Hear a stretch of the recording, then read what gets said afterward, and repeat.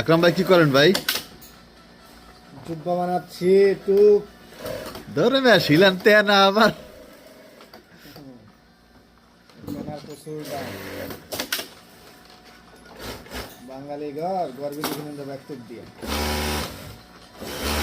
আপনি কোন দেশি ভাই? আসলাম তো সোনার বাংলাদেশ।